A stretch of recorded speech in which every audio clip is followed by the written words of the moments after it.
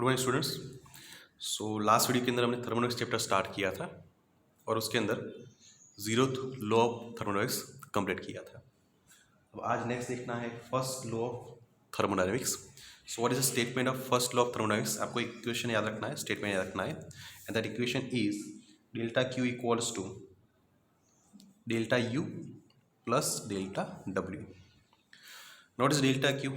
Change in energy, that is external supplied energy. What is delta U? Change in internal energy. And what is delta W? That is a thing but the work.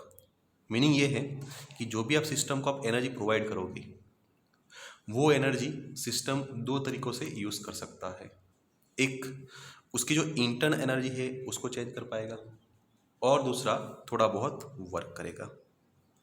अगर हम बात करें work की, सो अगर system खुद अपने आप काम करता है, so you are taking work is what positive, उस टाइम वर्क को आप क्या लेते हो? Positive, that is system doing work itself.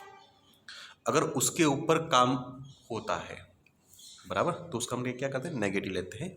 So work equals to negative. So दो चीज़ें हैं, आपको मैंने शायद क्लास में भी समझाई थी कि वर्क को कब पॉजिटिव लेना है, कब को नेगेटिव लेना है। सो पॉजिटिव कब लोगे? जब वो अपने आप काम करता है, और अगर उसके ऊपर काम करवाया गया सो उसको हम क्या लेते हैं? नेगेटिव। उसी हिसाब से शायद आपको ये भी मालूम होगा कि अगर कोई सिस्टम एनर्जी एब्जॉर्ब करता है तो हम क्यू को पॉजिटिव लेते हैं, और अगर वो रिलीज करता है सो क्यू को हम नेगेटिव मानते हैं। सो ये इक्वेशन याद रखना for the first law of thermodynamics. Clear? Okay. उसके बाद नेक्स्ट पॉइंट आपका है हीट कैपेसिटी। हीट कैपेसिटी उसको हम एच सी से डिनोट करेंगे। So what is actually heat capacity? एक सिंपल कंसेप्ट है, एक सिंपल डेफिनेशन है कि अगर आपको किसी भी मटेरियल का टेम्परेचर डेल्टा टी जितना चेंज करना है, if you want to change the temperature of any object, any material by the amount of delta T, the amount of heat required is known as heat capacity. So अगर आपको delta T जितना change करना है तो उस time actually S C की definition कुछ ऐसी हो जाएगी, S C equals to delta Q by delta T. The ratio of delta Q to the delta T is known as heat capacity. Concept ये है कि अगर आपको डेल्टा टी मतलब जो चेंज करना है वो चेंज करना है 1 डिग्री सेल्सियस, और यू कैन राइट 1 केल्विन। अगर आपको इतना चेंज करना है तो उस टाइम एस सी कितना हो जाएगा? देखो, S C equals to delta Q हो जाएगा। मीनिंग क्या निकालोगे कि अगर टेम्परेचर में चेंज 1 डिग्री सेल्सियस करना है, अदरवाइज 1 केल्विन करना है, तो उस टाइम जो भी अमाउंट ऑफ एनर्जी है, अमाउंट ऑफ हीट रिक्वायर्ड है, उसको ही हम क्या बोलते हैं? Heat capacity of given material. Getting? अच्छा, अब बात करते हैं यूनिट। सो यूनिट अगर आपको सीजीएस में लिखना है तो आप ऐसे लिख सकते हो, इसके लिए आप कैलोरी यूज़ कर दो। सो कैलोरी पर डिग्री सेल्सियस, बराबर, क्योंकि हम इसको चेंज है ना, चेंज को क्या लिखते हैं? डिग्री सेल्सियस लिखते हैं। अदरवाइज कैलोरी और केल्विन भी लिखा जाता है। तो ये आपका यूनिट हो गया। अब नेक्स्ट बात करते हैं इन टर्म्स ऑफ एमकेएस। अगर आपको लिखना है सो एमकेएस के अंदर क्या हो जाएगा? In place of calorie you can write joule, joule per degree Celsius, और you can write joule per kelvin, बराबर। सो ये आपके यूनिट हो जाएगी हीट कैपेसिटी की। ठीक है? अच्छा, अब उसके बाद नेक्स्ट पॉइंट आपका है and that is specific heat capacity. So next topic आपका है specific heat capacity. So first तरह क्या था? हीट कैपेसिटी, एक वर्ड ऐड किया, स्पेसिफिक हीट कैपेसिटी। सो अब इसको कैसे डिफाइन करोगे? एक सिंपल डेफिनेशन है कि अगर आपको फाइंड करना है स्पेसिफिक हीट कैपेसिटी, तो उसको आप डिवाइड, इसको हम नॉर्मली स्मॉल एस से डिनोट करते हैं, स्मॉल एस, और आपकी टेक्स्ट बुक में इसको आपने कैपिटल एस से डिनोट किया है। नॉर्मली हम एस से भी लिखते हैं, आपकी टेक्स्ट बुक के अंदर उन्होंने कैपिटल एस से डिनोट किया है, और जो भी स्पेसिफिक हीट कैपेसिटी है उसको स्मॉल एस से डिनोट किया है। सो कुछ इसका इक्वेशन ऐसा बन जाएगा, small S equals to capital S upon M. बस ये आपका इक्वेशन बन गया, कैपिटल एस अपॉन एम। अच्छा, कैपिटल एस क्या है? ये रहा heat capacity, capital S. So इसका इक्वेशन क्या बन जाएगा? 1/m delta Q by delta T. क्या हो जाएगा? 1/m delta Q upon delta T. इसका मीनिंग चलो क्या निकालोगे कि अगर आपके पास कोई ऑब्जेक्ट है और वो ऑब्जेक्ट का मास आपको गिवन है 1 unit, 1 unit, it could be 1 kg, it could be 1 ग्राम। सो अगर आपके पास कोई 1 यूनिट मास है, यूनिट मास इसको एक्चुअली ऐसे बोलते हैं यूनिट मास, और जो भी यूनिट मास है उसका आपको टेम्परेचर चेंज करना है यूनिट टेम्परेचर। कितना टेम्परेचर करना है? यूनिट टेम्परेचर, मतलब 1 डिग्री सेल्सियस आपको चेंज करना है। सो उस टाइम जो भी आपको एनर्जी चाहिए, एनर्जी चाहिए, बस वही एनर्जी, अदरवाइज वही हीट को हम क्या बोलते हैं? Specific heat capacity. So definition simple हो जाएगी, the amount of heat required to change the temperature of given material of unit mass by 1 degree Celsius or 1 Kelvin is known as specific heat capacity of given material. Getting? अच्छा, तो इसका अब unit देख लेते हैं। So unit इसका क्या बनाओगे? देखो ये तो फिर से वही, अगर हम CGS की बात करें तो इसके अंदर यूनिट क्या बन जाएगा? सो कैलोरी, बराबर। एम की बात करो सो ग्राम, यहाँ पे ग्राम बन जाएगा, और यहाँ पे डिग्री सेल्सियस। अगर हम बात करें एम के एस के अंदर तो इसको आप जूल लिख दो, जूल, यहाँ पे केजी आ जाएगा, और डिग्री सेल्सियस आप यहाँ पे केल्विन भी लिख सकते हो। सो ये आपकी हो जाएगी स्पेसिफिक हीट कैपेसिटी। उसके बाद एक और वर्ड ऐड करना है स्पेसिफिक हीट कैपेसिटी के अंदर, एक आएगा कांस्टेंट वॉल्यूम के लिए स्पेसिफिक हीट कैपेसिटी आ जाएगी, और दूसरा आएगा कांस्टेंट प्रेशर हो तब स्पेसिफिक हीट कैपेसिटी कितनी होती है वो आपको निकालनी है। देखते हैं चलो कैसे निकालोगे। सो फर्स्ट बात करते हैं सीवी की। CV, now what is CV? Molar specific heat capacity, क्या आ जाएगा? Molar specific heat capacity, CV की आपको बात करनी है। सो डेफिनेशन तो वही रहेगी जो स्पेसिफिक हीट की थी, लेकिन आपको यहाँ पे जो मटेरियल लेना है वो आपको लेना है 1 मोल। क्या लेना है? 1 मोल। और जो भी ये प्रोसेस करनी है वो आपको करनी है एट कांस्टेंट वॉल्यूम करनी है।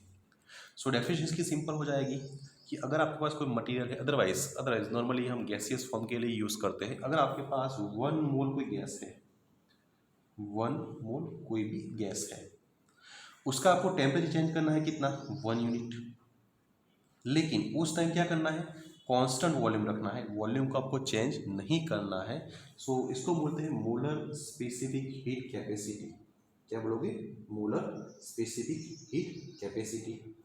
दूसरा टर्म आएगा सीवी का, सॉरी सीपी का आएगा, सीपी का क्या बन जाएगा? That is again molar specific heat capacity, लेकिन at constant pressure, at constant pressure. So अगर आपने वही चीज़ फिर से रिपीट करी, 1 मोल गैस है, उसका टेम्परेचर 1 यूनिट चेंज करना है, लेकिन अगर उस टाइम आप प्रेशर को कांस्टेंट रखते हो, प्रेशर रिमेन्स कांस्टेंट, सो ये जो प्रोसेस हो जाएगी that is known as molar specific heat capacity at constant pressure. Getting? अच्छा, अब इसका एक रिलेशन आपको डिराइव करना है, that is Cp minus Cv equals to R। ये इक्वेशन आपको डिराइव करना है। चलो करते हैं कैसे। So we will use first law of thermodynamics. क्या था आपके पास? Delta Q equals to delta U plus delta W, बराबर। अच्छा, अब यहाँ पे अगर हम स्मॉल चेंज के लिए लिखें सो ये इक्वेशन क्या बन जाएगा? For small change, so dQ equals to du plus dw, बराबर। कई बार हम जो इंटरनल एनर्जी U होती है उसको आप E इंटरनल भी लिखते हो, can write also E internal, U को आप E इंटरनल भी लिख लेते हो, बराबर। सो उस टाइम ये क्वेश्चन क्या बन जाएगा? So dq equals to what? d in place of u क्या लिखेंगे? E इंटरनल प्लस यहाँ पे क्या आ जाएगा? dw। अब एक काम करते, चलो इसको थोड़ा चेंज करो। What is equation of work? याद करो, आपको एक इक्वेशन करवाया था वर्क का, क्या था? General equation V1 2 V2 P dV, है ना। अब P को बाहर लेके आओ तो इक्वेशन क्या हो जाएगा? V1 से V2 dV।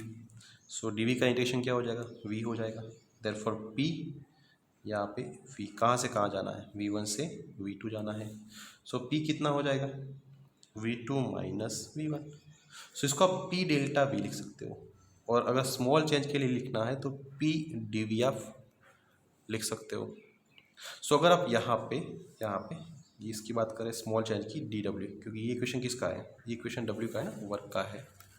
सो अगर आप स्मॉल चेंज की बात कर रहे हो, dV की बात कर रहे हो, तो वर्क भी छोटा सा आएगा, dW आएगा। अब एक काम करो, ये जो dW की वैल्यू है वो यहाँ पर रिप्लेस कर दो आप, तब ये dQ का इक्वेशन क्या बन जाएगा। So dQ equals to DE internal plus यहाँ पे आ जाएगा PdV, बराबर। अच्छा, अब एक काम करो, आप dt से डिवाइड कर दो, dQ बाई dt है ना, T क्या है, टेम्परेचर है ना, टेम्परेचर। सो यहाँ पे क्या है, D internal by dt plus यहाँ पे क्या बन जाएगा, यहाँ पे P dV बाई dt। अब ये जो प्रोसेस हम बात कर रहे हैं that is eight constant volume बात कर रहे हैं। एक बार कांस्टेंट वॉल्यूम करना है, दूसरी बार कांस्टेंट प्रेशर करना है। अगर ये कांस्टेंट वॉल्यूम हुआ तो ये तो जीरो हो जाएगा, क्योंकि उसका चेंज तो जीरो होगा। सो उस टाइम ये इक्वेशन बन के आएगा dQ by dt at constant volume equals to what, d internal by dt। अब लास्ट चैप्टर में पढ़ा हुआ है कि ये जो इक्वेशन है ना, ये dQ बाई dt, उसको हम क्या लिखते थे, उसको हम लिखते थे कुछ FRT/2 ऐसा लिखता था फॉर 1 मोल। ये क्या है, dQ बाई dt लिखा हुआ है। अदरवाइज आप इसको ऐसे भी समझ सकते हो कि अगर आपके पास डी इंटरनल, चलो इसको थोड़ा सेपरेट बता देते हैं। आपने ये लिखा हुआ है ना कि भाई ई इंटरनल कितना होता है, what is E internal, FRT/2 होता है। अगर आप इसका डिफ्रेंशिएशन करो विद रिस्पेक्ट टू टेम्परेचर कितना हो जाएगा, so D E internal upon D T, तो ये तो टी के साथ टी कैंसिल हो जाएगा, कितना आएगा, FR/2 आ जाएगा। अगर ये वैल्यू आप यहाँ पे रिप्लेस कर दो तो आपको क्या मिल जाएगा, dQ by dV, dQ by dt at constant volume मिल जाएगा, कितना आएगा, FR/2 आ जाएगा। सो मार्क करो इक्वेशन नंबर 1। सो ये एक्चुअली CV आ गया आपका, CV मिल गया। अब बात करते हैं CP की। तो CP कैसे निकालोगे,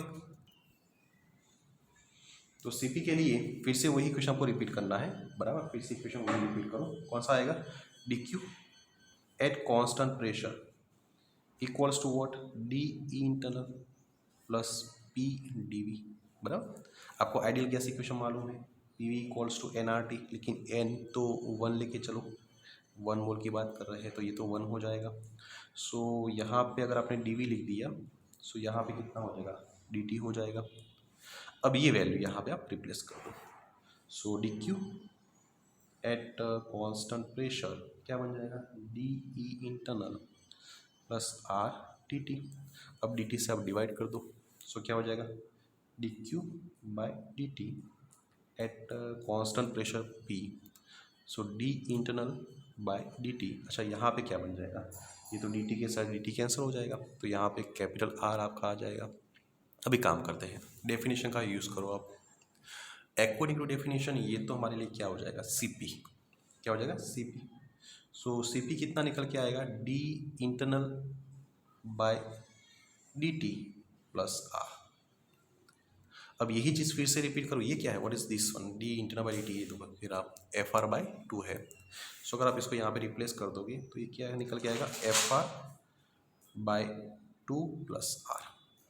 सो ये आपको मिल गया, CP मिल गया, ये आपको CP मिल गया, ये आपका CV था। आपको फाइंड क्या करना है, CP माइनस CV फाइंड करना है, तो इसको ऐसे लिख देते हैं, CP माइनस CV, देखो क्या आएगा, सो CP माइनस CV, बोलो CP की वैल्यू क्या आई, FR/2 plus R minus CV क्या है, बोलो CV FR/2,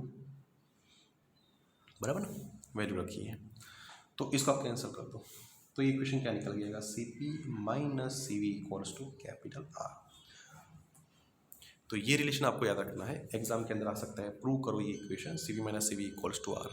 न्यूमेरिकल के लिए इक्वेशन याद कर लेना कि जो कांस्टेंट प्रेशर के ऊपर मोलर स्पेसिफिक हीट होती है एंड कांस्टेंट वॉल्यूम के लिए होती है, उसका डिफरेंस क्या आता है R, what is R, ideal gas constant 8.31 जो आप वैल्यू लेते हो वही है। आया समझ में? तो इस वीडियो के अंदर यहाँ तक रखेंगे, नेक्स्ट वीडियो के अंदर कंटिन्यू करेंगे। Thank you.